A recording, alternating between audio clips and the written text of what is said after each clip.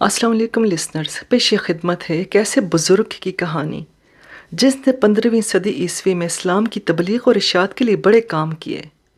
اس میں ذہانت، لیاقت، صبر و استقلال اور طرز استدلال خدا نے ایسا ودیت کر دیا تھا کہ جو لوگوں پر سحر طاری کر دیتا، لیکن ایک عرصے بعد وہ بہک گئے اور مہدیت کا دعویٰ کر بیٹھے۔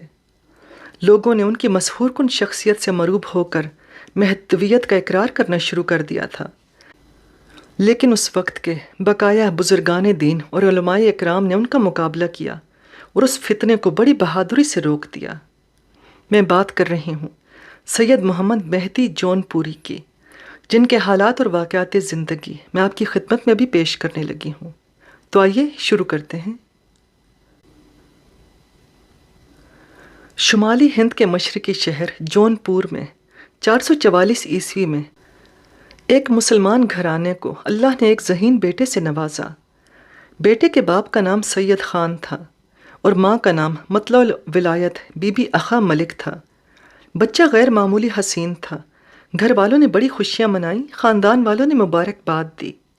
سید خان نے بیٹی کی پیدائش کی خوشی میں لوگوں کی دعوتیں کی۔ شیخ دانیال چشتی نے بچے کے کان میں اذان دی۔ شیخ دانیال چشتی 15ویں صدی عیسوی کے نامی گرامی بزرگ تھے۔ ان کی شہرت دور دور تک پھیلی ہوئی تھی۔ دانیال چشتی نے بچے کو دیکھ کر یہ پیش گوئی کی تھی کہ یہ بچہ غیر معمولی شہرت حاصل کرے گا۔ انہوں نے بچے کا نام سید محمد رکھا۔ سید خان نے اپنے بیٹے سید محمد میں بچپن ہی سے کچھ ایسی علامتیں محسوس کر لی تھیں جس سے انہیں یہ اندازہ ہو گیا تھا کہ سید محمد ایک غیر معمولی بچہ ہے۔ جب انہیں پڑھنے کے لیے مکتب میں بٹھایا گیا تو ان کے اساتذہ نے یہ محسوس کیا کہ سید محمد کو جو کچھ پڑھایا جا رہا ہے وہ ان کے لیے بہت معمولی تھا۔ ان کے لیے مروجہ درسی نصاب معمولی حیثیت رکھتا تھا۔ انہوں نے حیرت انگیز کارنامہ یہ انجام دیا کہ 7 سال کی عمر میں قرآن پاک حفظ کر لیا۔ یہیں سے ان کی غیر معمولی شہرت کا آغاز ہوا۔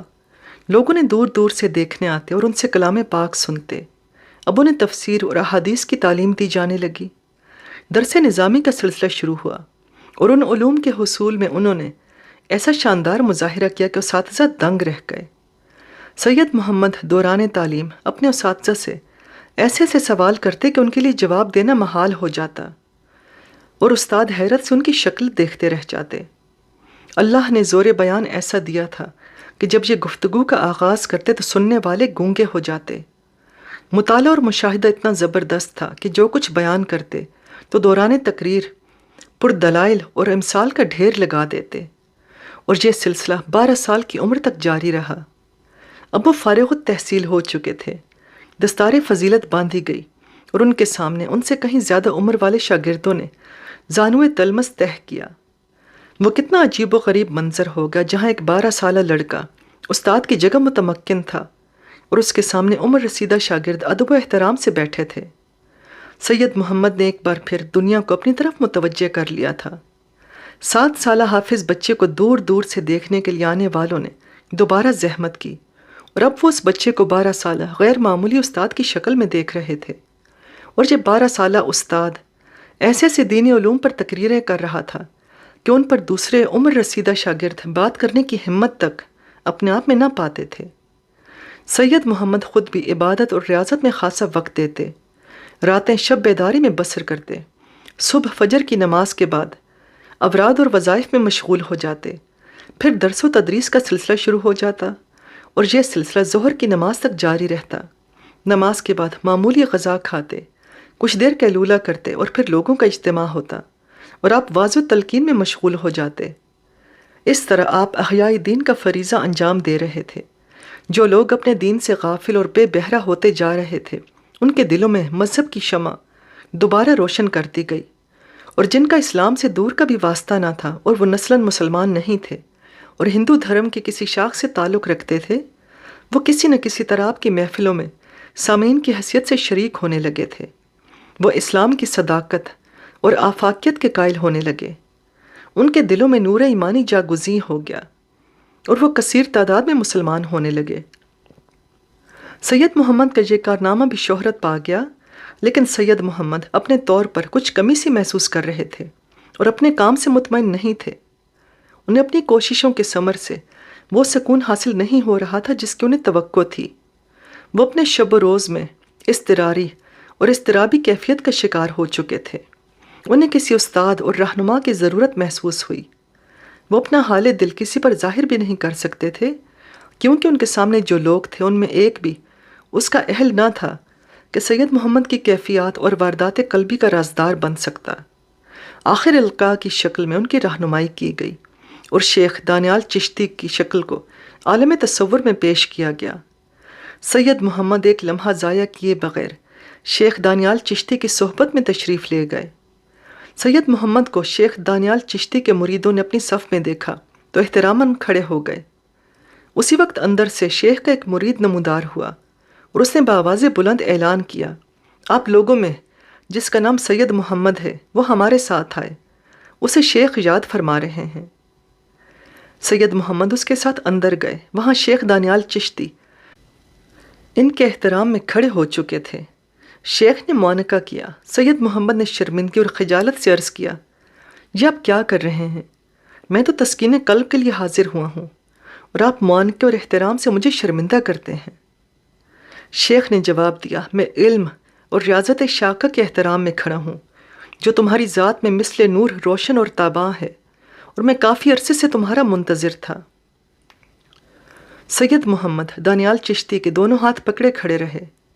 کچھ دیر بعد شیخ نے اپنے ہاتھ چھڑائے، خود بھی بیٹھ کر اور اپنے سامنے انہیں بھی بٹھایا۔ دونوں کچھ دیر باتیں کرتے رہے۔ اسی وقت سید محمد نے شیخ دانیال چشتی کے ہاتھ پر بیعت کی۔ اس کے بعد شیخ نے انہیں نصیحتیں اور ہدایتیں کی، جو اپنے شیخ کے پاس مستقلاً مقیم ہو گئے۔ کچھ عرصے بعد شیخ نے انہیں اجازت دی کہ وہ دوسروں کو مرید کر سکتے ہیں، اور بطور خاص یہ ہدایت کی کہ اسلام کی تعلیم اور تربیت غیر مسلموں میں عام کی جائے۔ اب سید محمد کا اصل کام شروع ہوا۔ انہوں نے وعظ اور تلقین کا سلسلہ شروع کر دیا۔ ان کی محفلوں میں ہندو مسلم یکساں شریک ہوتے تھے۔ آپ جب تقریر فرماتے تو سننے والوں پر وجد طاری ہو جاتا۔ مسلمان اپنے دین کی طرف زیادہ شدت سے رجوع ہوتے اور ہندو آپ کے ہاتھوں پر مسلمان ہو جاتے۔ ان کے ہندو رشتہ دار نو مسلموں پر بڑی لان تان کرتے اور سید محمد سے زیادہ شدت سے نفرت کرنے لگتے۔ ہندو عوام سید محمد سے سخت نفرت کرتے۔ وہ آس پاس کے ہندو راجاؤں سے سید کی شکایتیں کرتے اور اس سلسلے میں ان سے مدد چاہتے۔ ہندو راجا مجبور تھے کہ سید اپنے تبلیغی فرائض جون پور اور اس کے مضافات میں انجام دیتے تھے، جو ہندو راجاؤں کے حدود اور اختیارات سے دور تھے۔ ان کا ان مسلم علاقوں پر بس نہیں چلتا تھا۔ اب آپ کے ارادت مندوں کی تعداد میں غیر معمولی اضافہ ہو چکا تھا۔ بار بار گنے چنے علاقوں میں وعظ اور تلقین کرتے کرتے آپ اکتا چکے تھے۔ اب آپ کے سامنے ہندو راجاؤں زمینداروں کے علاقے تھے۔ آپ ان میں اسلام کی تبلیغ و اشاعت کا کام کرنا چاہتے تھے۔ آپ کے مریدوں نے مشورہ دیا کہ یہ کام خطرناک ہے اور ہندو راجا اور زمیندار اس میں قطعی مداخلت کریں گے۔ آپ نے جواب دیا، میں جو کام کر رہا ہوں اللہ کے بھروسے اور اس کی خوشنودی حاصل کرنے کے لیے کر رہا ہوں۔ میں کفار میں اللہ کے نام کا بول بالا کرنا چاہتا ہوں۔ میں ہندو راجاؤں اور زمینداروں سے بالکل نہیں ڈرتا۔ مرید خاموش ہو گئے اور اپنی جان نثاری کا اعلان کیا۔ تب پھر ہم بھی آپ کے ساتھ ہیں اور آپ کی ان کوششوں میں اپنی جان دے دیں گے، مگر پیچھے نہیں ہٹیں گے۔ ان جان نثاروں میں نو مسلم زیادہ پیش تھے۔ وہ آپ کی حیرت انگیز مقناطیسی شخصیت کے عاشق تھے اور آپ کی سرپرستی اور سایہ عاطفت میں اپنی جانیں تک قربان کر دینا چاہتے تھے۔ یہ مرید اور جاں فروش بیراگی کہلانے لگے تھے۔ سید محمد ایک روز بہار سے ملحقہ ایک راجا کی عملداری میں داخل ہو گئے اور تبلیغ کا سلسلہ شروع کر دیا۔ آپ وہاں کے ہندوؤں کو بتا رہے تھے، تم لوگ انسان ہو، اللہ کی بہترین مخلوق۔ یہ چرند پرند شجر و حجر سب تمہارے تابع اور کمتر ہیں۔ تم ان کی عبادت کر کے انسانیت کی تذلیل کر رہے ہو۔ اسلام کے زیر سایہ آ جاؤ، خود کو اللہ کی اطاعت اور تابعداری میں دے کر سارے فانی خداؤں کی اطاعت سے پیچھا چھڑا لو۔ اسلام اور مسلمانوں کے بارے میں ہندوؤں نے بہت کچھ سن رکھا تھا۔ اب جو واضح طور پر اسلام کی تبلیغ کی گئی تو ان کے دلوں پر بہت اثر ہوا۔ صدیوں سے بتوں کی اطاعت کرنے والے خود میں وسعت نظر محسوس کر رہے تھے۔ ان میں وہ لوگ جو ویش اور شودر کہلاتے تھے اسلام کی تعلیمات سے زیادہ متاثر ہوئے۔ ان کے وفود آپ کے پاس آنے لگے۔ وہ آپ سے کچھ ایسی معلومات حاصل کرنا چاہتے تھے جن سے کفر و اسلام کا فرق بہت واضح ہو جائے۔ یہ ننگے پاؤں چلنے والے لوگ جب آپ کے سامنے پہنچائے گئے تو آپ نے ان کی شاندار پذیرائی کی، اپنے برابر بٹھایا اور ان سے بے تکلفی سے باتیں کرنے لگے۔ وفد کے شدر ارکان نے آپ سے پوچھا، اگر ہم مسلمان ہو جائیں تو اسلام ہمیں اپنے کس طبقے میں جگہ دے گا؟ آپ نے جواب دیا، طبقے سے تمہاری کیا مراد ہے؟ کیونکہ اسلام میں سرے سے کوئی طبقہ ہے ہی نہیں۔ یہاں تقویٰ ہے، پرہیزگاری ہے، دینداری ہے۔ جو جتنا متقی اور پرہیزگار ہوگا وہی دوسروں سے زیادہ برگزیدہ، اعلیٰ اور عرفہ ہوگا۔ شدر ارکان نے کہا، ابھی تو ہم لوگ اپنی مقدس مذہبی کتابوں کو ہاتھ بھی نہیں لگا سکتے، اور اگر ان مذہبی کتابوں کو بآواز بلند پڑھا جا رہا ہو تو انہیں سن بھی نہیں سکتے۔ اگر برہمنوں کو یہ معلوم ہو جائے کہ ان کی ویدوں کے پڑھے جانے کی آوازیں ہمارے کانوں تک پہنچ چکی ہیں تو وہ سیسا پگھلا کر ہمارے کانوں میں ڈلوا دیتے ہیں اور ہم اپنی قوت سماعت سے ہمیشہ ہمیشہ کے لیے محروم ہو جاتے ہیں۔ اب آپ ہمیں یہ بتائیں کہ مسلمان ہو جانے کے بعد اسلام ہمیں کیا عزت دے گا؟ آپ نے فرمایا، اسلام میں داخل ہونے سے پہلے تم کلمہ پڑھو گے، لا الہ، کوئی نہیں، الا اللہ، اللہ کے سوا، محمد الرسول اللہ، محمد اللہ کے رسول ہیں۔ جب تم زبانی اور دل سے اللہ کے ایک ہونے کی گواہی دو گے اور اقرار کرو گے تو گویا سارے فانی خداؤں کی نفی کر دو گے اور ان کی غلامی سے نجات حاصل کر لو گے۔ اس طرح اسلام طبقاتی حدود اور قیود کی ساری دیواریں گرا دے گا اور تم میں وہی بڑا اور افضل ہوگا جو زیادہ متقی اور دیندار ہوگا۔ ویش اور شدر آپ سے جو کچھ سن رہے تھے اس پر انہیں حیرت تھی، اور چہروں کے تاثرات سے یہ اندازہ ہو رہا تھا کہ انہیں آپ کی باتوں پر یقین نہیں آیا۔ ظہر کی نماز کا وقت تھا، آپ نے وضو کیا، ساتھ آپ کے مریدوں اور ارادت مندوں نے بھی وضو کیا۔ شدر اور ویش اس عمل کو غور سے دیکھ رہے تھے۔ ان میں چند ایسے نو مسلم بھی تھے جو پہلے شودر تھے، اور یہ نئے آنے والے شودر ان کے ماضی سے اچھی طرح واقف تھے۔ اب وہ مسلمان ہونے کے بعد سید محمد کے پیچھے دوسرے مسلمانوں کے ساتھ کھڑے ہو کر نماز ادا کر رہے تھے۔ جہاں کوئی کسی سے بڑا تھا نہ چھوٹا، اللہ کے حضور سب ہی ایک ساتھ نیاز مندی سے رکوع اور سجود میں جا رہے تھے۔ ویش اور شدر عبادت کے اس طریقے سے بہت متاثر ہوئے۔ نماز کے بعد ان سب نے یہ بھی دیکھا کہ تمام مسلمان ایک ساتھ کھا پی رہے ہیں۔ شدر ارکان نے ان سے پوچھا، اگر ہم مسلمان ہو جائیں گے تو کیا ہمیں بھی یہ مقام حاصل ہو جائے گا؟ آپ نے جواب دیا، ہم سب آدم کی اولاد ہیں اور آدم مٹی سے بنے تھے، ہم سب برابر ہیں، مگر جو ہم میں زیادہ متقی اور پرہیزگار ہے ان سے افضل اور بزرگ ہے جو تقوی اور پرہیزگاری میں اس سے کمتر ہیں۔ آپ کی باتیں اور آپ کا عمل انہیں متاثر کرتا رہا۔ یہ لوگ کئی دن تک آپ کے ساتھ رہے، آپ کی باتیں سنتے رہے، آپ کے اعمال اور کردار کا مطالعہ کرتے رہے، اور جب انہیں بالکل یہ یقین ہو گیا کہ آپ کی باتیں محض لفاظی نہیں ہیں اور آپ نے اسلام کے بارے میں انہیں جو کچھ بتایا ہے وہ دائمی اور مستقل صداقت ہے، تو وہ سب آپ کے ہاتھوں پر مشرف با اسلام ہوئے اور آپ کے ساتھ کھانے پینے میں شریک رہے، آپ سے ضروری دینی تعلیم حاصل کرتے رہے۔ انہیں پاکی اور طہارت کا مفہوم بتایا اور سمجھایا گیا، انہیں اسلامی رشتوں سے واقف اور خبردار کیا گیا، انہیں قرآن پاک کی تعلیم دی گئی۔ جو ان میں زیادہ سمجھدار تھے ان کو یہ کہہ کر روکا گیا کہ انہیں قرآن پاک پڑھایا جائے گا اور دوسرے دینی فرائض سے آگاہ کیا جائے گا، تاکہ جب یہ اپنی بستیوں میں واپس جائیں تو اپنے دینی بھائیوں کو اسلامی تعلیم اور فرائض سے روشناس کرا سکیں۔ یہ لوگ بہت خوش تھے جب یہ سید محمد اور ان کے مریدوں کے ساتھ مل کر بیٹھتے، کھاتے پیتے اور ایک ساتھ نمازیں پڑھتے تو انہیں بڑی طمانینت اور خوشی حاصل ہوتی۔ وہ اپنے آپ کو بہت ہلکا اور بھاری بھرکم محسوس کر رہے تھے۔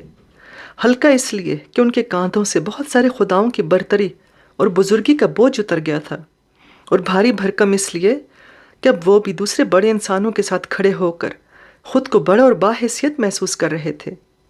سید محمد نے چند کو روک کر باقی نو مسلموں کو اپنی اپنی بستیوں میں واپس جانے کا حکم دیا اور فرمایا، میں نے جو کچھ کیا ہے اور مجھ سے تم نے جو کچھ سنا ہے اور سیکھا ہے اپنی بستیوں میں جا کر اسے عام کر دو۔ کچھ لوگوں نے خطرات کا اظہار کیا، ہمیں ڈر ہے کہ اعلیٰ ذات کے ہندو ہم ایسا نہیں کرنے دیں گے اور ہمیں بہت ستائیں گے، اب ہمیں مشورہ دیں کہ اس وقت ہم کیا کریں گے؟ آپ نے جواب دیا، تم ان کا مقابلہ کرو گے، ان کی مزاحمت کرو گے اور اپنا کام جاری رکھو گے۔ ابھی یہ باتیں جاری تھیں کہ بہت سے گھوڑوں کی ٹاپوں کی آواز سنائی دینے لگی۔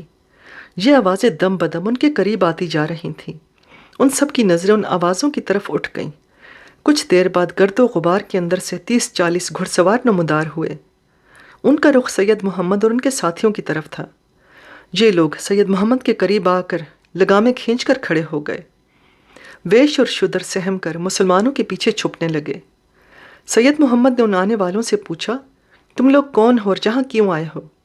ایک گھڑ سوار نے سید محمد سے پوچھا، تو کون ہے اور جہاں کیوں بھیڑ لگا رکھی ہے؟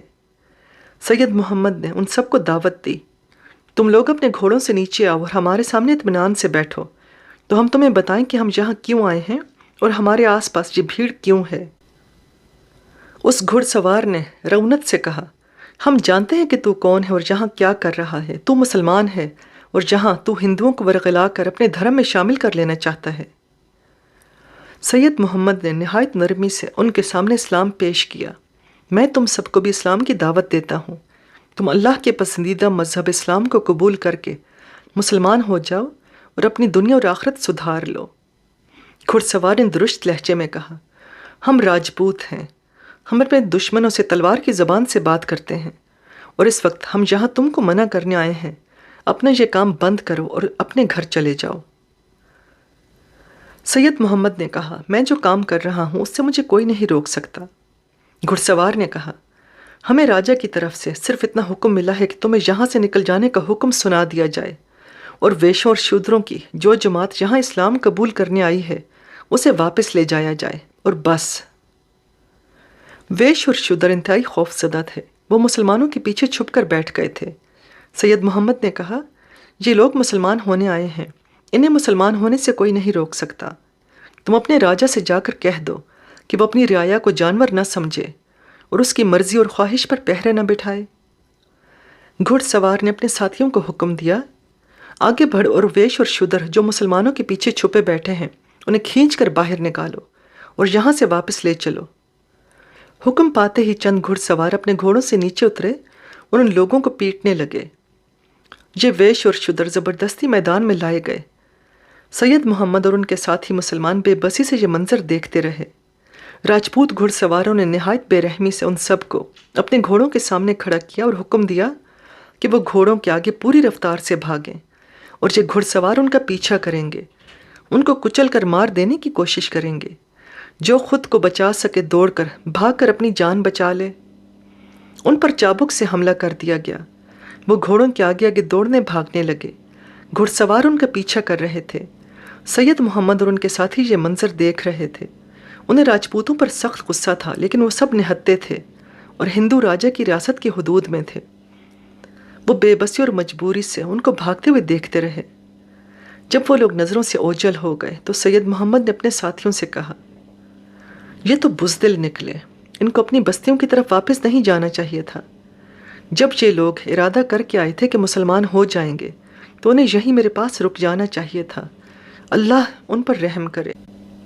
اسی روز شام کو جب کہ سید محمد واعظ اور تلقین کے ذریعے اسلام کی تبلیغ کر رہے تھے تو انہیں اچانک راجا کے سپاہیوں نے پھر اپنے گھیرے میں لے لیا اور بآواز بلند کہا، تو ابھی تک یہیں ہے، حالانکہ تجھے حکم دیا گیا تھا کہ تو یہاں سے چلا جا۔ سید محمد نے اپنا واعظ جاری رکھا، سپاہیوں پر ایک سرسری نظر ڈالی اور ہاتھ کے اشارے سے انہیں رکنے اور بیٹھ جانے کا حکم دیا۔ راجپوت سپاہی آپ کے نڈر پن، اطمینان اور سکون سے بہت متاثر ہوئے۔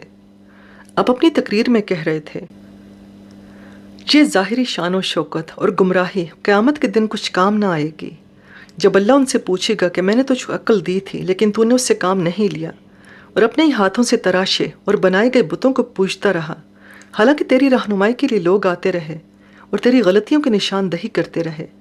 تجھے ضمیر دیا گیا تھا جو کبھی کبھی تجھے بتاتا ہوگا کہ تو بے جان اور بے حس و حرکت چیزوں کو خدا جان کر ان کی عبادت کرتا ہے۔ یہ بے جان خدا اپنے لیے کچھ نہیں کر سکتے تو تیری کیا مدد کریں گے؟ تیرا ضمیر تیری بے حسی پر ملامت ضرور کرتا ہوگا، لیکن تو نے ضمیر کی آواز کو بھی دبا دیا، عقل کو بھی نظر انداز کیا اور انسان ہونے کے باوجود وحشی جانوروں کی طرح زندگی بسر کرتا رہا۔ قیامت کے روز تیری پکڑ ہوگی اور تو پچھتائے گا کہ ایک کاش مجھے ایک بار پھر دنیا میں بھیج دیا جائے تاکہ میں اپنی غلطیوں، کوتاہیوں اور گمراہیوں کا علاج کر سکوں، لیکن اس روز پچھتاوے کے سوا تجھے کچھ نہ ملے گا اور جہنم کی آگ تیرا انتظار کر رہی ہوگی۔ راجپوت سپاہیوں پر آپ کی ان باتوں کا بڑا اثر ہوا اور وہ آپس میں کہنے لگے، ہمیں اس شخص پر سختی نہیں کرنی چاہیے، اور یہ جو کچھ کہہ رہا ہے اس پر ہمیں سنجیدگی سے غور کرنا چاہیے۔ اب راجپوت سپاہی دو حصوں میں تقسیم ہو چکے تھے۔ ایک وہ تھے جو آبائی دین اور عقائد کے خلاف کچھ سوچنے کے لیے بالکل تیار نہ تھے، اور دوسرے وہ تھے جو آبائی اور نسلی گمراہی پر شرمسار تھے اور سید کی باتوں کا اثر لے چکے تھے۔ انہوں نے سید سے درخواست کی، آپ خاموش کیوں ہو گئے؟ بولتے رہیے، ہمیں عقل و نجات کی باتیں بتاتے رہیے۔ سید نے جواب دیا، کیا یہ کافی نہیں ہے؟ بتانے اور سمجھانے کے لیے میرے پاس بہت کچھ ہے، مگر آج اور اس وقت مرض گمراہی کے لیے یہ ذرا سی خوراک ہی کافی ہونا چاہیے۔ میں نے جو کچھ کہا ہے اس پر پوری رات غور کرتے رہو اور صبح میرے پاس آؤ، پھر میں یہ علاج اس وقت تک جاری رکھوں گا جب تک تم پوری طرح سے صحت یاب نہ ہو جاؤ۔ سپاہی جو راجہ کے حکم کی تعمیل میں سید اور دوسرے مسلمانوں کو اپنے علاقے سے نکال دینا چاہتے تھے، وہ بضد تھے کہ مسلمانوں کے خلاف سختی سے کام لینا چاہیے، لیکن دوسرے جن کے دلوں پر آپ کی باتیں اثر کر چکی تھیں، وہ ایک رات سوچنے اور غور کرنے پر آمادہ ہو چکے تھے۔ وہ سید اور مسلمانوں کو ان کے حال پر چھوڑ کر اپنے گھروں کو واپس جانا چاہتے تھے۔ انہوں نے اپنے ضدی ساتھیوں سے کہا، ہمیں ان سے نہیں الجھنا چاہیے، کیونکہ یہ شر کی ایک بات بھی نہیں کر رہے، یہ ہمیں کسی قسم کی ایذا بھی نہیں دے رہے، پھر یہ ہمارے ظلم و ستم کا ہدف کیوں بنے؟ سرکش اور ضدی راجپوت سپاہیوں نے اپنی تلواریں کھینچ لی اور کہا، اگر یہ ہماری بات نہیں مانیں گے اور یہاں سے نکل جانے پر آمادہ نہیں ہوں گے تو ہماری تلواریں ان کا کام کر دیں گی۔ دوسرے راجپوتوں نے بھی اپنی تلواریں کھینچ لی اور کہا، ہم ان کی حفاظت کریں گے۔ سید نے آپس ہی میں لڑ جانے والوں سے کہا، اللہ نے تم کو سوچنے کا موقع دیا ہے، اسے لڑنے جھگڑنے میں ضائع نہ کرو۔ تمہارے پاس ایک رات موجود ہے، اس سے کام لو اور کل صبح میرے پاس آ جاؤ۔ اس وقت اگر تم مجھ سے کہو گے کہ تمہیں یہاں سے چلا جاؤں تو چلا جاؤں گا، اور پھر تم سے اللہ خود سمجھ لے گا۔ دونوں گروہ آپ کے فیصلے پر رضامند ہو گئے۔ نکلی ہوئی تلواریں دوبارہ نیاموں میں چلی گئی، اور ان لوگوں نے کہا، ہم کل صبح آپ کے پاس دوبارہ آئیں گے۔ آپ بھی رات بھر میں یہ فیصلہ کر لیں گے کہ آپ کو یہاں سے نکل جانا چاہیے یا ہمارے ساتھیوں سے قتل ہو جانا چاہیے۔ وہ واپس چلے گئے۔ آپ کے ساتھیوں نے آپ سے کہا، یہ راجہ دلیپ رائے کی عملداری ہے، اور وہ اتنا مضبوط اور بہادر راجہ ہے کہ کئی آس پاس کی مسلمان ریاستیں اس کو خراج محکومی ادا کرتی ہیں۔ رانا پور کا سلطان حسین شرکی اس کا باج گزار ہے، پھر ہماری کیا حیثیت؟ ہمیں صبح ہونے سے پہلے یہاں سے نکل جانا چاہیے۔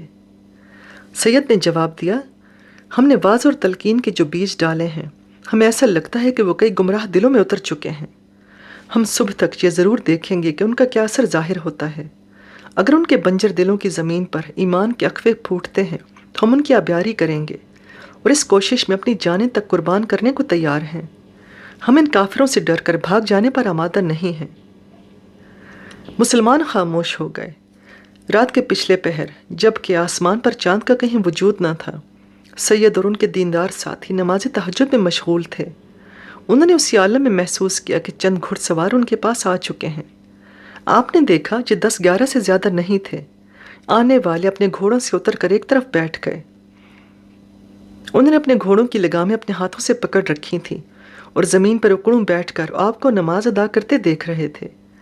کچھ دیر بعد آپ نے ان سے پوچھا، تم اس وقت یہاں کیا لینے آئے ہو؟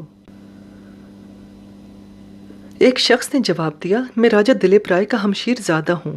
رات بھر میں آپ کی باتوں پر غور کرتا رہا اور اس نتیجے پر پہنچا ہوں کہ ہم سب اپنے آبائی دھرم کے جس راستے پر چل رہے ہیں وہ ہمیں جہنم کے دروازے تک لے جائے گا۔ اس لیے ہم آپ کی رہنمائی میں اس جہنمی راستے کو ترک کر دینا چاہتے ہیں۔ آپ ہمیں مسلمان کر لیں اور اپنے ساتھ رکھیں۔ آپ نے ان سب کو مسلمان کیا اور راجہ کے ہمشیر زادے سے پوچھا، تجھے پتا ہے کہ وہ ویش اور شودر جو مسلمان ہونے کے لیے میرے پاس آئے تھے اب وہ کس حال میں ہیں؟ راجہ کے ہمشیر زادے نے جواب دیا، ان کا بہت برا حال ہے، ان سب کو قید کر دیا گیا ہے اور ان پر سختیاں کی جا رہی ہیں۔ آپ نے کہا، تیرا ماموں راجہ دلیپ رائے اپنے حق میں اچھا نہیں کر رہا، وہ صراط مستقیم کی طرف بڑھنے والوں کا راستہ نہیں روک سکتا۔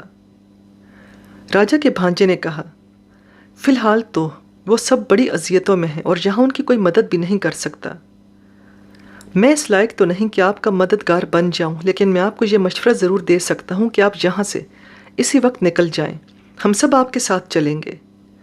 سید نے راجہ کے بھانجے کا مشورہ مان لیا اور اپنے مریدوں کو حکم دیا کہ ہم اسی وقت اس علاقے کو چھوڑ دیں گے اور دوبارہ اس وقت یہاں آئیں گے جب ہم راجہ کی طاقت سے جواب دے سکیں۔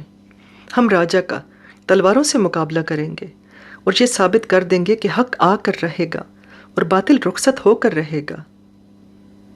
وہ لوگ اسی وقت راجہ کی عملداری سے نکل کر جون پور پہنچ گئے۔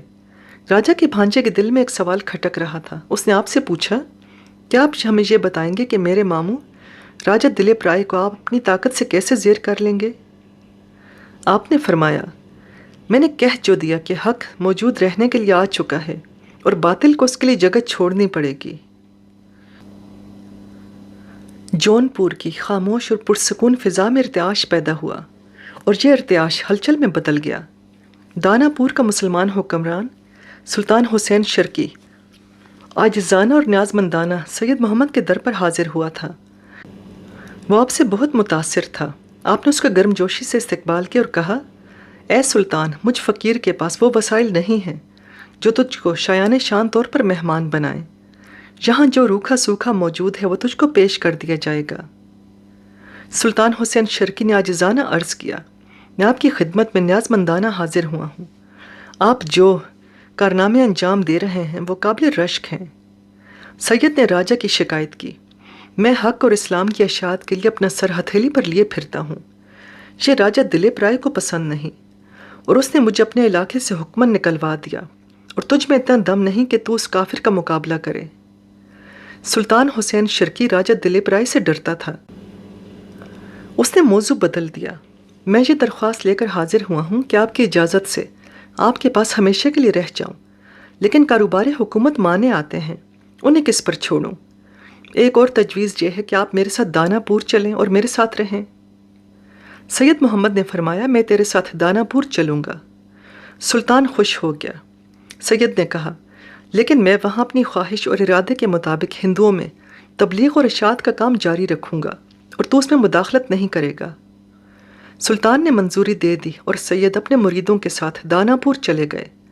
سلطان نے آپ کے لیے محل میں رہائش کا خاص انتظام کیا۔ آپ چند دن خاموش رہے، اس کے بعد محل سے نکلے اور دینی اشاعت کی خاطر سرگرم عمل ہو گئے۔ راجہ دلیپ کا بھانجا جو مسلمان ہو چکا تھا، آپ اس کو اپنے ساتھ ساتھ رکھتے۔ ایک دن آپ تبلیغ کرتے کرتے راجہ دلیپ رائے کے علاقے میں نکل گئے۔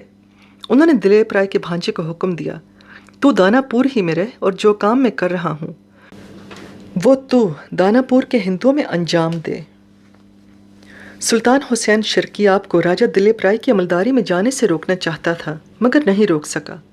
آپ برہمنوں کی بستی میں تشریف لے گئے اور اسلام کی ترویج اور اشاعت کے لیے تقریریں شروع کر دیں۔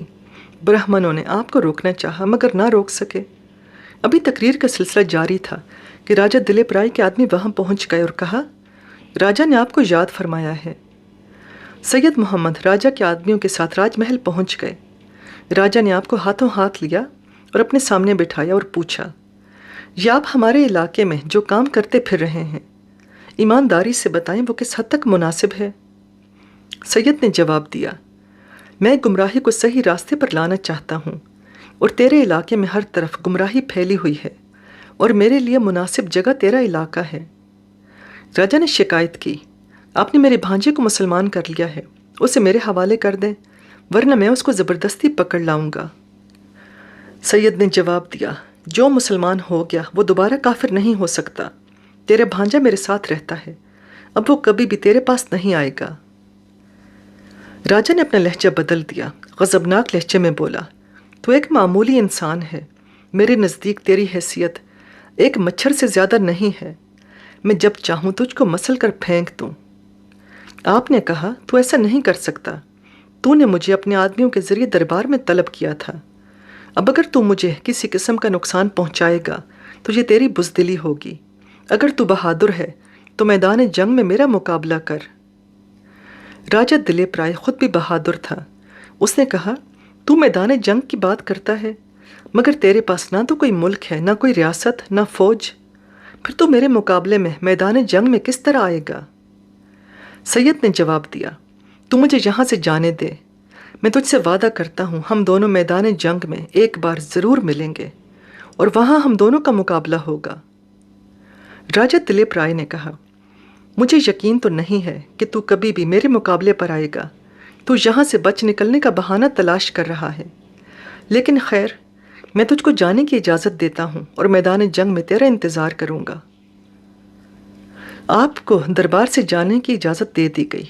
جب آپ راج محل سے باہر نکل رہے تھے تو چند درباریوں نے آپ سے کہا، تو خوش قسمت ہے جو زندہ سلامت دربار سے جا رہا ہے، ورنہ راجہ اپنے مخالفوں اور دشمنوں کو یوں صحیح سلامت نہیں جانے دیتا۔ آپ نے جواب دیا، ایسا کرنا راجہ کی بزدلی کی دلیل ہے، میں نے راجہ سے وعدہ کیا ہے کہ اس سے میدان جنگ میں ملاقات کروں گا۔ آپ سیدھے سلطان حسین شرکی کے پاس پہنچے۔ سلطان اس وقت اپنے دوستوں اور مصاحبوں میں گھرا بیٹھا تھا۔ اس کو یہ خبر مل چکی تھی کہ راجہ دلیپ رائے نے سید کو زبردستی اپنے دربار میں بلوا لیا ہے اور اب سید کی خیر نہیں۔ انہیں دیکھ کر وہ بولا، میں آپ کی فکر میں مجلس مشاورت بٹھانا چاہتا تھا، لیکن اب آپ واپس آ چکے ہیں، مجھے یہ بتائیں کہ راجہ آپ کے ساتھ کس طرح پیش آیا۔ آپ نے سلطان کو ساری رودات سنا دی اور آخر میں کہا، میں نے راجہ سے یہ وعدہ کر لیا ہے کہ میں اس سے میدان جنگ میں ملاقات کروں گا۔ اب یہ تیری ذمہ داری ہے کہ تو راجہ کا مقابلہ کرنے کے لیے فوج تیار کرے اور میں اس فوج کے ساتھ راجہ کے مقابلے کو نکلوں۔ سلطان نے کم ہمتی کا مظاہرہ کیا، میں راجہ کا مقابلہ نہیں کر سکتا، میں اس کا باج گزار ہوں، اگر مجھ میں اس کے مقابلے کی سکت ہوتی تو میں کب کا اس کا مقابلہ کر چکا ہوتا۔ سید نے اس پر لان تان کی، فرمایا، اے سلطان، تو جہاد کے فضائل سے واقف نہیں ہے، اللہ تعالیٰ نے ہم پر جہاد فرض کیا ہے۔ آپ نے درباری مصاحبوں اور دوستوں کی طرف دیکھتے ہوئے کہا، جب سلطان شرکی ایک مسلمان ہوتے ہوئے کافر کو خراج دے گا تو اس کے سامنے جہاد کے فضائل بیان کرنا فضول ہے۔ اسلامی غیرت اور حمیت سے سلطان پہلے ہی محروم ہو چکا ہے، لیکن میں راجہ کو سبق دے کر رہوں گا۔ سلطان کو راجہ کے خلاف جہاد کرنا پڑے گا، اگر وہ ایسا نہیں کرے گا تو میں دانا پور چھوڑ کر جون پور واپس چلا جاؤں گا۔ اس وقت سید کے چہرے پر غیظ و غضب ٹپک رہا تھا اور وہ سلطان کو جلالی نظروں سے دیکھ رہے تھے۔ سلطان حسین نے کہا، آپ جون پور واپس نہ جائیں، میں جہاد کی تیاری کروں گا اور یا تو خود فنا ہو جاؤں گا یا پھر دلیپ رائے کو جہنم واصل کر دوں گا۔ شرط یہی ہے کہ میدان کارزار میں میرے ساتھ آپ بھی موجود رہیں۔ سید محمد نے وعدہ کیا، میں ہر حال میں موجود رہوں گا اور میرے ساتھ میرے مریدوں کی فوج بھی اس جہاد میں حصہ لے گی۔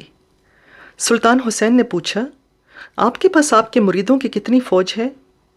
آپ نے جواب دیا، یہ تو وقت ہی بتائے گا کہ اس جہاد میں میرے کتنے آدمی شریک ہوں گے، لیکن میں یہ بات ابھی بتا سکتا ہوں کہ اس جنگ کے بعد راجہ دلیپ رائے اس دنیا میں نہیں ہوگا اور دانا پور کی مملکت میں ایک ریاست اور شامل ہو جائے گی۔ سلطان حسین کے منہ میں پانی بھر آیا اور حیرت سے پوچھا، کیا ہم واقعی راجہ دلیپ کو شکست دینے میں کامیاب ہو جائیں گے؟ حضرت، آپ برا نہ مانیں تو میں کچھ عرض کروں؟ آپ نے فرمایا، تجھے جو کچھ کہنا ہے صاف صاف کہہ۔ سلطان نے کہا، میں آپ کی خواہش پر راجہ دلیپ رائے سے مقابلہ کروں گا اور شاید میں دانا پور بھی راجہ کو دے کر ہمیشہ ہمیشہ کے لیے کہیں روپوش ہو جاؤں گا۔ سید نے پوچھا، دانا پور راجہ کے حوالے کیوں کرے گا؟ سلطان نے جواب دیا، کیونکہ مجھے اپنی کمزوری کا اندازہ ہے اور راجہ دلیپ کی طاقت سے پوری طرح واقف ہوں، اس لیے جنگ کا نتیجہ میری شکست کے علاوہ کیا ہو سکتا ہے؟ سید کا چہرہ غصے سے سرخ ہو گیا، میں جہاد کی بات کر رہا ہوں، تو عام جنگ کی بات کرتا ہے، اور جہاد میں مسلمان یا تو فاتح بن کر غازی ہو جاتا ہے یا قتل ہو کر شہید۔ جہاد میں بھاگنے یا منہ چھپانے کی کوئی گنجائش نہیں ہوتی، میں جہاد میں تیرا ساتھ دوں گا۔ سلطان سید کا انتہائی عقیدت مند تھا، اس نے آنکھیں بند کر کے خود کو سید کے حوالے کر دیا، میں آپ کے حکم کا تابع ہوں، آپ جو حکم دیں گے میں اس کی تعمیل کروں گا۔ سید نے سلطان کو مشورہ دیا، تو راجہ کو سالانہ خراج نہیں دے گا، راجہ کو اطلاع دے دے کہ اب تک جو کچھ دے چکا ہوں اسے واپس لینا چاہتا ہوں، ہم دونوں میدان جنگ میں ایک دوسرے کا مقابلہ کریں گے، پھر یہ فیصلہ ہوگا کہ کون خراج دینے کا مستحق ہے اور کون خراج دینے کا پابند۔ چنانچہ سلطان نے راجہ کو ایک خط لکھ دیا کہ اب میں خراج دینا موقوف کرتا ہوں، اس لیے آئندہ یہ امید نہ کی جائے کہ میں سالانہ خراج ادا کروں گا۔ ہم دونوں میدان جنگ میں ایک دوسرے کے خلاف نبرد آزما ہوں گے، اور پھر جو فاتح ہوگا وہ مفتوح سے خراج لینے کا مستحق اور حقدار ہوگا۔ یہ مختصر خط جب راجہ دلیپ رائے کو ملا تو واگ بگولا ہو گیا۔ اس نے کئی بار زمین پر پاؤں پٹکے اور غصے میں حکم دیا، ایک لمحہ ضائع کیے بغیر فوج کو تیاری کا حکم دیا جائے۔ اب دانا پور میری ریاست کا ایک حصہ قرار پائے گی۔ راجہ دلیپ نے سلطان کے مقابلے کے لیے ایک لشکر جرار تیار کیا۔ دوسری طرف سلطان حسین بھی فوجی تیاری میں مشغول ہو گیا۔ اس نے شب و روز کی تگ و دو کے بعد بمشکل 30,000 سپاہیوں پر مشتمل ایک لشکر تیار کیا۔ وہ سید سے آس لگائے ہوئے تھا۔ سلطان کا خیال تھا کہ سید کی طرف سے 20-30,000 سپاہیوں کے ایک لشکر اور مل جائے گا، اور یہ 50-60,000 سپاہی میدان جنگ میں راجہ کے خلاف پہنچ جائیں گے، اور اللہ نے چاہا تو راجہ کی قوت پارا پارا ہو جائے گی۔ ایک طرف سے راجہ کی فوج چلی اور دوسری طرف سے سلطان کی فوج نے کوچ کیا۔ دونوں فوجیں آمنے سامنے کھڑی ہو گئیں۔ سید صرف 1,500 مرید میدان جنگ میں لا سکے۔ راجہ کے فوجی سنگ بجا رہے تھے اور مسلمان نعرہ تکبیر اللہ اکبر کے نعرے لگا رہے تھے، اور مسلمانوں کے یہ نعرے ہندوؤں کے دل دہلا رہے تھے۔ سید محمد اپنے 1,500 مریدوں کے ساتھ ایک طرف کھڑے ہوئے مریدوں کے دل بڑھا رہے تھے۔ الگ صبح راجہ دلیپ رائے جب اپنے لشکر میں پہنچا تو 31,500 مسلمان فوجیوں کو دیکھ کر اس کو ہنسی آ گئی، اور اپنے ساتھیوں سے کہنے لگا، یہ سارا شور و شر جنگ کے چند جھٹکوں کا ہے، یہ سید کی شرارت ہے، ورنہ سلطان میں اتنا حوصلہ کہاں کہ وہ راجپوتوں کا مقابلہ کرتا۔ سید محمد نے سلطان حسین کو حکم دیا کہ وہ حملے کا آغاز کر دے، اور کوشش کی جائے کہ پہلے ہی حملے میں راجہ دلیپ رائے کو قتل یا گرفتار کر لیا جائے، کیونکہ اگر ہم اس میں کامیاب ہو جائیں گے تو بندگان خدا کا خون کم سے کم بہے گا اور جنگ کا فیصلہ بہت جلد ہو جائے گا۔ سلطان شرکی نے راجہ دلیپ کو اپنی فوج کے قلب میں ایک ہاتھی پر سوار دیکھا۔ سلطان نے اپنی تیر اندازوں کو حکم دیا کہ راجہ ایک بلند و بالا ہاتھی پر سوار ہے، اس لیے اس کو ماہر تیر انداز بڑی آسانی سے اپنا نشانہ بنا سکتے ہیں۔ راجہ دلیپ اپنے فوجی سواروں کو سمجھا رہا تھا، تمہارے مقابلے میں 2 مسلمان بڑی اہمیت رکھتے ہیں، ایک سلطان اور دوسرا سید۔ اگر ہم ان دونوں کو جنگ کے پہلے حملے میں اپنا نشانہ بنا لیں تو جنگ کا نتیجہ بہت جلد برآمد ہو جائے گا۔ اس کے بعد راجہ ہاتھی سے اتر کر ایک گھوڑے پر سوار ہو گیا، اس لیے مسلمانوں کا اسے تیر اندازی سے نشانہ بنانا ناممکن ہو گیا۔ جنگ شروع ہو گئی۔ راجپوت سپاہی مسلمانوں کا جنون میں صفایا کرنے لگے۔ سلطان شرکی بے بس تھا۔ سید بھی سلطان کی پسپائی سے شرمندہ تھے۔ انہوں نے لمحوں میں فیصلہ کیا کہ اپنے 1,500 بیراگیوں کو لے کر آگے بڑھیں اور راجہ کی فوج میں گھس جائیں۔ سید نے نہایت برق رفتاری سے اپنے گھوڑوں کی ایڑ لگائی اور اپنے مریدوں کو حکم دیا کہ تم لوگ بھی میرے ساتھ چلو۔ وہ راجہ کی فوج میں گھس گئے۔ راجہ نے سید کو اچانک اپنے قریب دیکھا تو بدحواس ہو گیا۔ اس نے گھوڑے کی پشت سے سید پر وار کیا۔ سید نے خود کو بچایا اور راجہ پر حملہ کر دیا۔ الغرض سید نے راجہ کو قتل کر ڈالا۔ اس کے قتل ہوتے ہی اس کی فوج میں بگدڑ مچ گئی۔ چند گھنٹوں میں جنگ کا خاتمہ ہو گیا۔ راجہ کا سر قلم کر کے نیزے پر بلند کر دیا گیا۔ فوج نے راہ فرار اختیار کی۔ مسلمانوں نے ان کا تعاقب کیا۔ سلطان اور سید راجہ کے محل کی طرف روانہ ہو گئے۔ وہاں بھی راجہ کے قتل کی خبر پہنچ چکی تھی۔ محل کے دربانوں نے ان دونوں کے لیے محل کے دروازے کھول دیے۔ سلطان اور سید نے محل کی رانیوں اور دوسرے رہنے والوں کو تسلی اور دلاسا دیا کہ انہیں نہیں ستایا جائے گا، لیکن انہیں یہ معلوم ہونا چاہیے کہ راجہ دلیپ کی حکومت اس کی موت کے ساتھ ختم ہو چکی ہے اور اب اس کا علاقہ دانا پور کی ریاست میں ضم ہو جائے گا۔ سید راجہ دلیپ کی لاش کے پاس گئے اور انہیں راجہ کے لباس سے اس بت کا ایک مجسمہ ملا جس کی وہ پرستش کرتا تھا۔ یہ چھوٹی سی مورتی ہر وقت اس کے دل کے پاس رہتی تھی۔ لوگوں نے سید کو بتایا کہ راجہ کو اس مورتی پر اتنا یقین تھا کہ وہ اس کی موجودگی میں اپنی شکست کا تصور تک نہ کر سکتا تھا۔ اس کے جو خدمتگار آخری سانسوں کے وقت اس کے قریب تھے، انہوں نے مورتی کے بارے میں سید کو بتایا کہ راجہ نے اپنی شکست کو اپنے ایمان کی کمزوری کا سبب قرار دیا تھا۔ اس نے نزا کے عالم میں مورتی کو مخاطب کرتے ہوئے کہا تھا، دیوی میری شکست تجھ سے محبت کی کمی سے واقع ہوئی ہے، میں تجھ سے شرمندہ ہوں۔ راجا کی آنکھوں سے ندامت کے آنسو جاری تھے اور وہ دیوی سے توبہ استغفار کرتا ہوا اس دنیا سے رخصت ہو گیا۔ اس واقعے نے سید پر وجدانی کیفیت طاری کر دی۔ وہ بار بار یہ کہنے لگے کہ ایک بت پرست کا اپنے بت پر اتنا زبردست یقین تھا کہ کم مسلمان ایسے ہوں گے جن کو اپنے خدا پر اتنا یقین ہوگا۔ سید راجا کے محل میں گئے اور سلطان کو ہدایت کی، اب جب کہ اللہ نے تجھ کو راجا کی ریاست پر بھی قابض کر دیا ہے، تیرا یہ فرض ہے کہ تو عدل و انصاف سے کام لے اور اللہ پر اپنے ایمان اور یقین کو اور زیادہ استوار اور راسخ کر دے۔ ابھی یہ باتیں جاری تھیں کہ محل کے مشرقی گوشے سے شور بلند ہوا۔ سلطان اور سید اضطراب سے باہر نکلے اور شور کی طرف گئے۔ انہوں نے دور ہی سے یہ بھیانک منظر دیکھا کہ ایک بہت بڑے الاؤ میں عورتیں اور بچے جل رہے ہیں۔ سلطان نے پوچھا، یہ کیا ہے اور یہ کون ہے اور انہیں کس نے جلا دیا؟ خدمت گاروں نے جواب دیا، یہ راجا کی رانیاں اور اولادیں ہیں اور اس وقت یہ جوہر کی رسم ادا ہو رہی ہے۔ راجپوتوں میں یہ رسم پائی جاتی ہے کہ جب ان کے مرد شکست اٹھا کر قتل ہو جاتے ہیں تو ان کی عورتیں اور بچے آگ میں جل کر مر جاتے ہیں۔ سلطان اور سید نے بڑی کوشش کی کہ ان عورتوں اور بچوں کو جلنے سے محفوظ رکھا جائے، مگر وہ ناکام رہے۔ سید نے اسی وقت سلطان کا ساتھ چھوڑ دیا اور ویرانے کی طرف نکل گئے۔ اس وقت سید کے ساتھ راجا کا بھانجا بھی تھا۔ اس نے آپ کا ساتھ نہیں چھوڑا تھا۔ آپ نے اس کا نام دلاور رکھا تھا۔ آپ نے ویرانے میں 12 سال گزار دیے۔ 12 سال میں اتنی تبدیلی ضرور آئی کہ دنیا والوں میں دلچسپی زیادہ بڑھ گئی اور آپ نے عام مسلمانوں میں تعلیم اور تلقین کا سلسلہ شدت سے شروع کر دیا، اور آپ کے اطراف ہزاروں مسلمان اور 9 مسلم جمع ہو گئے۔ اب واردات اور کیفیات قلبی میں عجیب سی تبدیلی آ گئی تھی۔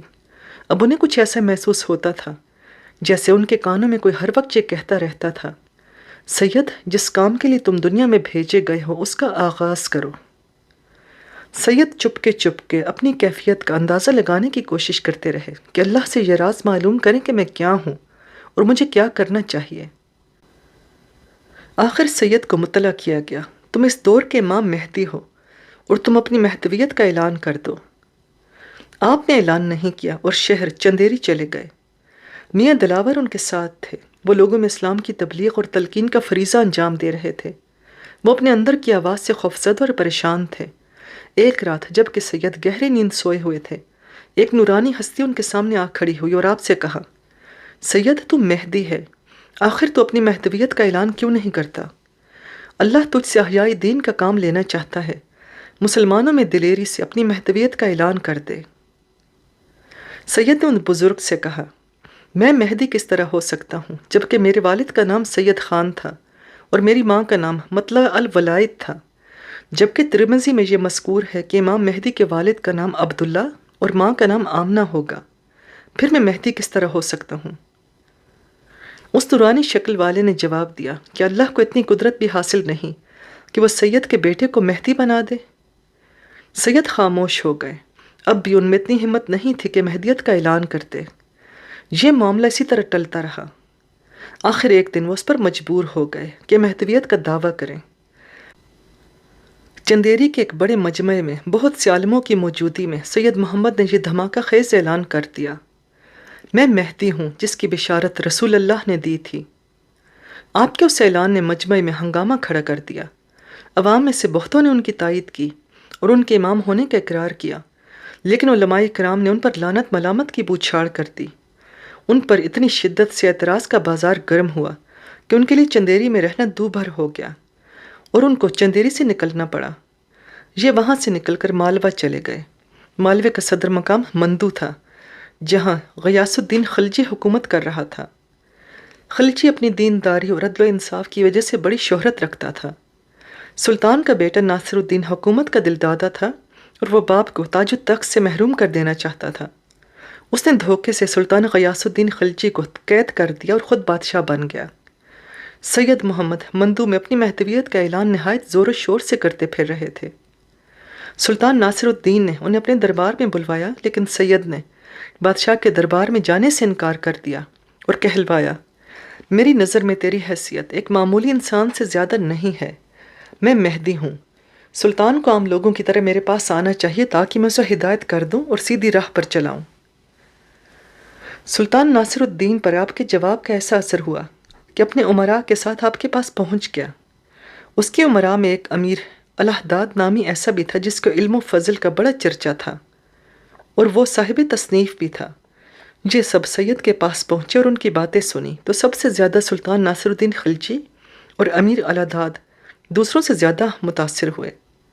دونوں آپ کی مہدویت پر ایمان لے آئے۔ سید سلطان کے ایما اور درخواست پر اس کے مہمان ہوئے۔ ان کا قدر احترام ملحوظ خاطر رکھا گیا اور اس کی رعایا بھی ان کی مہدویت پر ایمان لانے لگی۔ سید کے بیوی بچے بھی ان کے ساتھ سفر کر رہے تھے اور ان کے مرید اور ارادت مند ان کی بیوی کو بی بی آمنہ کہتے تھے۔ مندو کے علماء ان کی مہدیت کے قائل نہیں تھے۔ وہ ان کے پاس آتے اور مجلس مباحثہ گرم ہو جاتی، لیکن سید کو اللہ نے وہ زور تقریر اور صلاحیت خطابت عطا کی تھی کہ سامعین اس سے متاثر ہوئے بغیر نہ رہتے۔ وہ سید سے صرف اس بات سے الجھتے رہتے کہ جس مہدی کی رسول اللہ نے پیش گوئی کی تھی کہ اس کے باپ کا نام عبداللہ ہوگا اور ماں کا نام آمنہ، اور آپ کے یہاں ایسی کوئی بات نہیں ہے۔ اس مہدی کا نزول ماہ شعبان اور شہر خراسان سے ہوگا اور تیرے یہاں ایسی کوئی بات نہیں۔ سید بگڑ کر جواب دیتے، کیا اللہ جو قادر مطلق ہے اتنی صلاحیت نہیں رکھتا کہ وہ سید خان کے بیٹے کو مہدی بنا دے؟ اس جواب پر ہنگامہ کھڑا ہو گیا۔ علماء کرام نے کہا، یہاں اللہ کی قدرت اور اختیار کی بات نہیں ہو رہی۔ کیا ہم اس صادق مصدوق کی سچائی پر شبہ کر سکتے ہیں جس نے مہدی کی علامات اور نشانیاں بتائی تھیں اور تم اس پر پورے نہیں اترتے؟ پھر ہم تم پر کس طرح ایمان لائیں؟ سید محمد کے پاس اس کا کوئی جواب نہیں تھا۔ سلطان غیاث الدین خلجی جو محل میں نظر بند تھا، وہ بھی سید کی مہدویت پر ایمان لے آیا اور ان کی خدمت میں بہت سے تحفے بھیجے۔ ان کے ارادت مندوں میں بہت اضافہ ہو چکا تھا، اور جو مہدیت کے قائل ان کے ساتھ ساتھ چلتے تھے ان کی تعداد بھی زیادہ تھی۔ ان سب کے لیے دیگوں میں کھانا پکتا اور ان کا بڑا خرچہ تھا۔ سلطان کے باورچی ان کے لیے کھانا تیار کرتے تھے۔ ایک دن ارادت مندوں کے لیے کھانے کی دیگیں چڑھی ہوئی تھیں۔ ایک دیگ کے قریب سید کا بیٹا سید اجمل دیگ میں جھانک کر کچھ دیکھنے کی کوشش کر رہا تھا، لیکن جھانکنا محال ہو رہا تھا۔ اس نے چند اینٹیں رکھ کر اوپر کھڑے ہو کر جھانکنے کی کوشش کی۔ باورچی اور دوسرے لوگ یہ منظر دیکھ رہے تھے، مگر مہدی زادے کے احترام نے ان کی زبانوں پر تالا لگا دیا تھا۔ وہ انہیں جھانکنے سے منع نہیں کر سکے، لیکن وہ سب خطرہ ضرور محسوس کر رہے تھے۔ آخر وہی ہوا جس کا ڈر تھا۔ سید اجمل اپنا توازن برقرار نہ رکھ سکا اور سر کے بل دیگ کے اندر جا گرا۔ ایک ہنگامہ اور شور و غل برپا ہوا۔ لوگوں نے سید اجمل کو دیگ سے نکالنے کی بڑی کوشش کی، مگر ناکام رہے۔ سید اجمل کا جل بھن کر کام تمام ہو چکا تھا۔ جب یہ خبر سید محمد کو پہنچی تو انہوں نے بڑے صبر و استقلال کا مظاہرہ کیا اور لوگوں سے کہا، میں مشیت عزدی میں دم نہیں مار سکتا۔ اس کی امانت تھی، اس نے واپس لے لی۔ باہر شہر میں یہ خبر مشہور ہوئی تو علماء کرام نے سید کو خبردار کیا، اب بھی اپنے دعوے سے باز آ جا، یہ ایک قسم کا عذاب الہی ہے جو تجھ پر نازل ہوا ہے۔ سید نے تحمل سے جواب دیا، نہیں، یہ عذاب الہی نہیں تھا، اللہ اپنے بندوں کا امتحان لیتا ہے، میں آزمائش میں ڈالا گیا ہوں، اور اللہ نے چاہا تو صابر اور شاکر بندہ کہلاؤں گا۔ سید کی بیوی کا اس صدمے سے بہت برا حال ہوا۔ اس نے سید سے پوچھا، آپ کے بارے میں لوگ جو کچھ کہہ رہے ہیں کیا وہ درست ہے؟ اور کیا یہ اللہ کا عذاب تھا جو ہم پر آپ کی وجہ سے نازل ہوا؟ سید نے کہا، میں مہدی ہوں اور ہر حال میں اس کا برملا اظہار کرتا رہوں گا۔ کوئی آفت اور کوئی پریشانی مجھے اس سے باز نہیں رکھ سکتی۔ بیوی نے بحث کی، آپ اپنے دعوے سے باز کیوں نہیں آ جاتے؟ سید کا چہرہ غصے سے سرخ ہو گیا، تو میری مہدویت پر شبہ کرتی ہے، حالانکہ میں مہدی ہوں، مہدی برحق۔ مجھ سے 12 سال تک یہ کہا جاتا رہا کہ میں اپنے مہدی ہونے کا اعلان کر دوں، مگر میں ٹالتا رہا، اور آخر کار ایک دن وہ بھی آیا جب مجھ کو حکم دیا گیا کہ میں فوراً اپنے مہدی ہونے کا اعلان کروں، اور اگر میں ایسا نہیں کروں گا تو اللہ مجھے گمراہوں میں شامل کر دے گا۔ میں نے اللہ کے حکم سے اپنے مہدی ہونے کا اعلان کیا ہے، اور رہ گئی یہ بات کہ تو میری مہدیت پر شبہ کر رہی ہے تو اللہ تجھے معاف نہیں کرے گا۔ اللہ سے اپنے اس گناہ کی معافی مانگ۔ اس کے چند دنوں بعد بیوی کا انتقال بھی ہو گیا۔ علماء کرام نے سید محمد کو ایک بار پھر متنبہ کیا، یہ دوسرا عذاب ہے جو تجھ پر نازل ہوا، تو اب بھی اپنے دعوے سے باز آ جا۔ ورنہ عذاب کا یہ سلسلہ یوں ہی جاری رہے گا۔ سید نے جواب دیا، میں اپنے رب کا صابر و شاکر بندہ ہوں اور ہر حال میں صابر و شاکر رہوں گا۔ اللہ نے جو ذمہ داری سونپی ہے میں اسے ہر حال میں پورا کرتا رہوں گا۔ اب سید اپنی بیوی بچوں کی طرف سے آزاد ہو چکے تھے اور زیادہ آزادی اور بے فکری سے اپنی تبلیغ مہدویت کا کام شروع کر دیا۔ اب وہ مندو سے گجرات جانے کا منصوبہ بنا چکے تھے۔ ان دنوں گجرات میں محمود بیگرہ حکومت کر رہا تھا۔ اس کو سید کے بارے میں جو خبریں ملی تھیں ان سے وہ سید کا گرویدہ ہو چکا تھا۔ سید گجرات پہنچے تو وہاں کی جامع مسجد میں قیام کیا اور وہیں سے سلطان محمود بیگرہ کے نام ایک خط لکھا۔ گجرات کے علماء یہ فیصلہ کر چکے تھے کہ وہ سید کو گجرات میں قدم نہیں جمانے دیں گے۔ سلطان نے سید سے ملنے کا ارادہ کیا تو علماء کرام نے ایک وفد کی شکل میں سلطان محمود بیگرہ سے ملاقات کی اور سلطان کو اس کے ارادے سے روکا اور تنبیہ کی کہ آپ گمراہی کی سمت جا رہے ہیں، اور اگر آپ نے اس کی پذیرائی کی تو ہم سب سلطان کا ساتھ چھوڑ دیں گے اور اس جھوٹے کا قدم قدم پر مقابلہ کریں گے۔ سلطان علماء کی دھمکی سے مرعوب ہو گیا۔ وہ جامع مسجد گیا، سید سے ملاقات کی اور دل سے سید کی قابلیت کا اثر قبول کیا اور سید محمد کو سمجھایا، میں تیری دل سے عزت کرتا ہوں، تمہاری مدد کرنے کو بھی تیار ہوں، لیکن مہدیت کا اقرار نہیں کر سکتا۔ سید کو محمود بیگرہ نے نواز دیا، لیکن حیرت انگیز بات یہ تھی کہ سید میں مال و زر کی خواہش نہیں تھی۔ جو کچھ ملتا وہ مریدوں پر خرچ کر دیا جاتا۔ گجرات سے احمد آباد اور یہاں سے گلبرگہ کا سفر کیا۔ کہیں سے عزت و توقیر حاصل ہوئی اور کہیں سے علماء کرام کا سخت مقابلہ پیش آیا، لیکن مریدوں اور ماننے والوں کا ہر جگہ اضافہ ہوا۔ بڑے بڑے امیر اور صاحب حیثیت لوگوں نے سید کی مہدویت کا اقرار کیا اور ان کے ساتھ رہنے لگے۔ انہیں صحابہ اور مہاجر کہا جاتا، لیکن اب سید کی ہوا اکھڑنے لگی تھی۔ علماء کرام نے اس مدعی مہدویت کے خلاف جہاد شروع کر دیا تھا۔ یہ علماء ایک شہر سے دوسرے شہر کوچ کر رہے تھے اور وہاں سید کے پہنچنے سے پہلے ہی مہدیت کے خلاف فضا تیار کر دیتے تھے اور وہاں کے حاکموں پر دباؤ ڈالتے کہ اس فتنے کو شہر میں قیام نہ کرنے دیا جائے۔ اس کا اثر یہ ہوا کہ شہر کے حاکموں پر سید کا جادو نہ چل سکا۔ نہر والا میں ان کے خلاف ایسی فضا تیار کی گئی کہ جیسے ہی اپنے ساتھیوں کے ہمراہ نہر والا میں داخل ہوئے، حاکم شہر کی طرف سے شہر سے نکل جانے کا حکم ان کے ہاتھ میں تھما دیا گیا۔ آپ نے اپنے ساتھیوں سے وہ فرمان چھپایا اور کہا، میں نہر والا آ تو گیا ہوں، لیکن ابھی کچھ دیر پہلے اللہ تعالیٰ نے مجھے حکم دیا ہے کہ میں نہر والا کو فوراً چھوڑ دوں۔ اس کے بعد نہر والا کے قریب ایک دوسرے شہر میں جانے کا ارادہ کیا، لیکن مخالف علماء نے اس شہر میں بھی علماء کرام کو بھی سید کے خلاف کر دیا۔ یہاں کے حاکم نے بھی اپنے شہر کے دروازے سید اور رفقا پر بند کر دیے۔ سید کو اب دشواریوں کا سامنا کرنا پڑ رہا تھا۔ سید کی کئی بیویاں اور تھیں اور ان بیویوں میں شکر خاتون ذرا بے باک اور صاف گو تھی۔ چونکہ عمراء اور حاکم ان کو کہیں ٹکنے نہیں دے رہے تھے، اس لیے تنگ دستی نے ان کو پریشان کرنا شروع کر دیا۔ کھانے پینے کے لالے پڑ گئے۔ بیوی شکر خاتون نے سید سے پوچھا، آپ کو یہ بات کیوں نہیں سمجھ آتی کہ آپ نے مہدویت کا جھوٹا دعویٰ کیا ہے اور اللہ کو ناراض کر دیا ہے اور وہ ہمیں اپنے بندوں کے ذریعے سزائیں دے رہا ہے؟ سید نے اصرار کیا، تو کچھ دن اور رہ، تجھے خود اندازہ ہو جائے گا کہ میں مہدی ہوں اور اللہ ہمیں مایوس نہیں کرے گا۔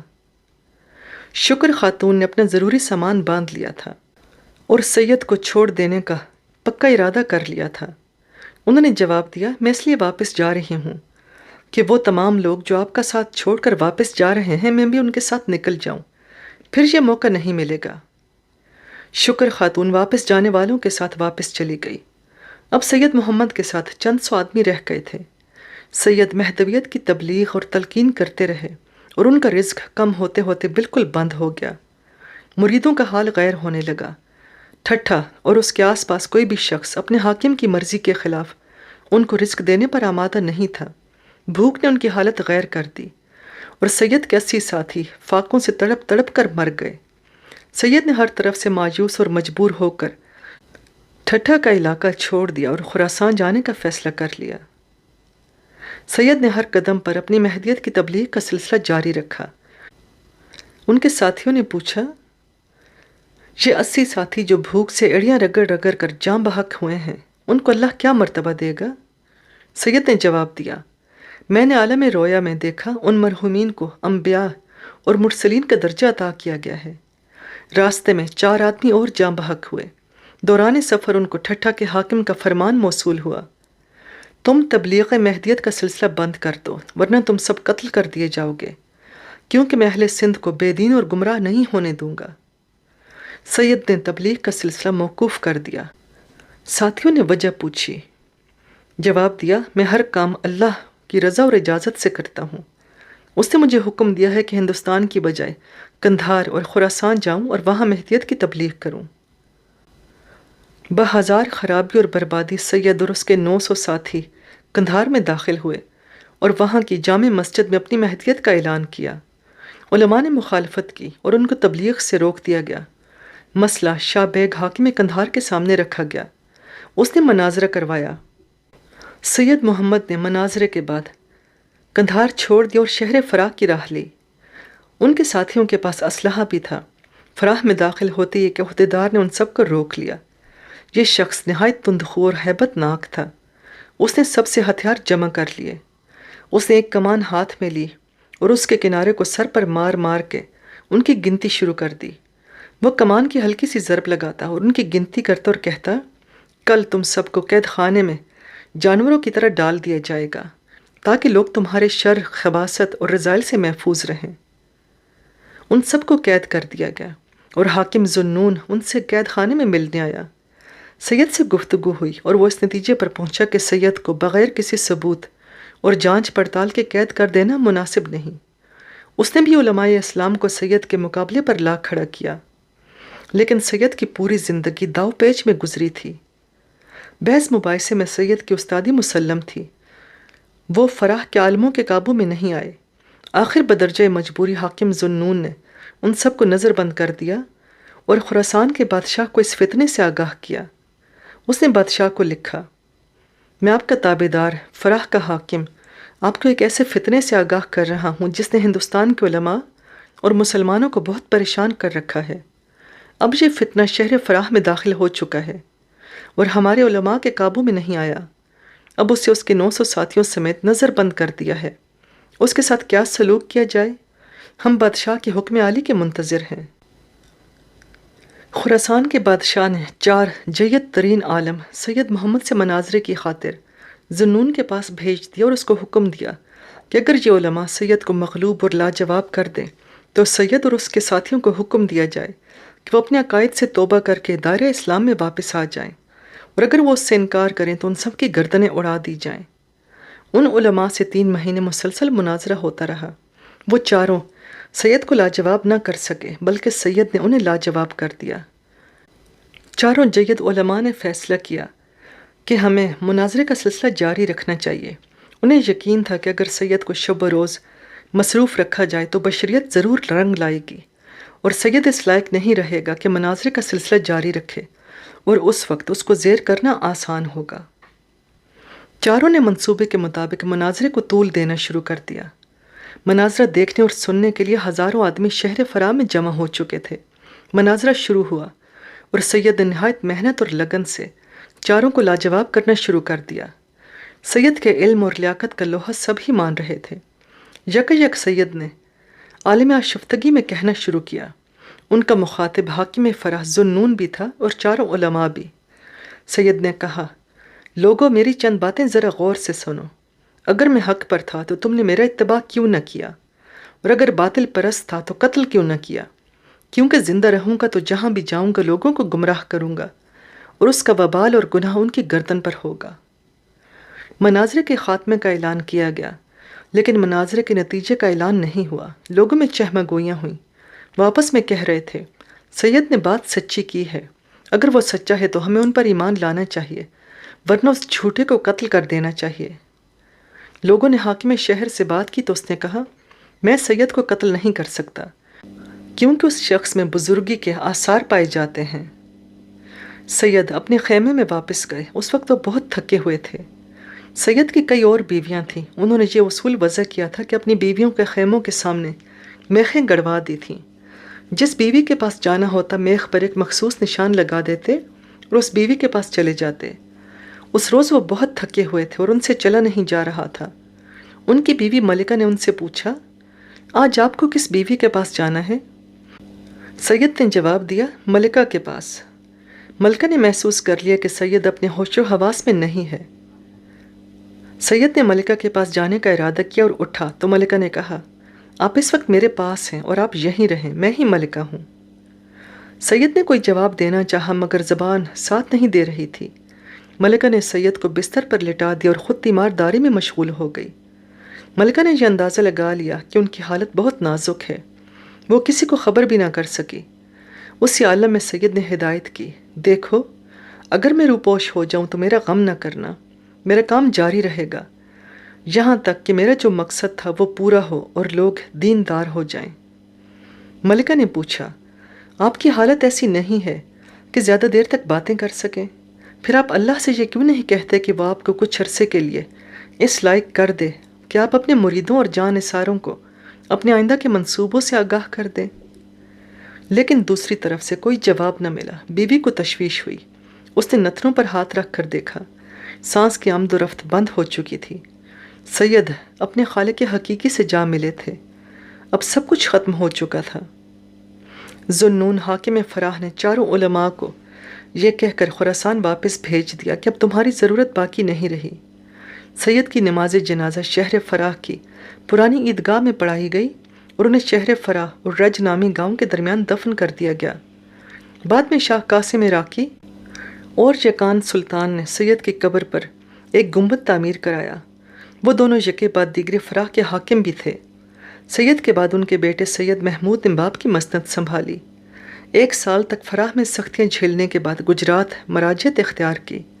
سارے میدوی سید محمود کی طرف رجوع ہوئے اور اس کو بھی عروج حاصل ہوا، لیکن علماء کرام نے اس کا بھی مقابلہ کیا اور سلطان محمد بیگرہ کو مجبور کر دیا کہ وہ اس فتنے کا سد باب کرے۔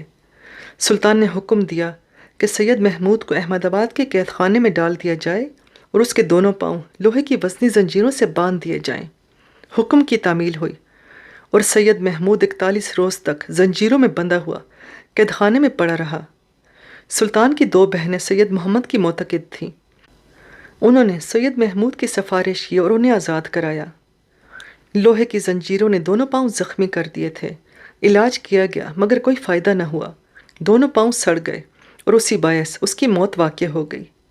سید کے بعد میاں خندمیر نے ان کی جگہ سنبھالی اور یہ سلسلہ صدیوں جاری رہا۔ اس سلسلے میں حیرت انگیز بات یہ تھی کہ سید کو نہ تو اقتدار کی ہوس تھی اور نہ مال و زر جمع کرنے کی خواہش۔ اس کے حالات زندگی لکھنے والوں کے سامنے ایک مستقل سوال باقی رہتا ہے کہ سید نے مہدویت کا جھوٹا دعویٰ کیوں کیا، اور اس کا ایک ہی جواب ملتا ہے کہ انا پرستی جب انتہا کو پہنچ جاتی ہے تو انسان بدمست اور بے خود ہو کر بہت بڑا ہنگامہ پیدا کر دیتا ہے، اور تاریخ میں اس کی سینکڑوں مثالیں موجود ہیں۔ سید محمد مہدی جون پوری ان مثالوں میں ایک مثال ہے۔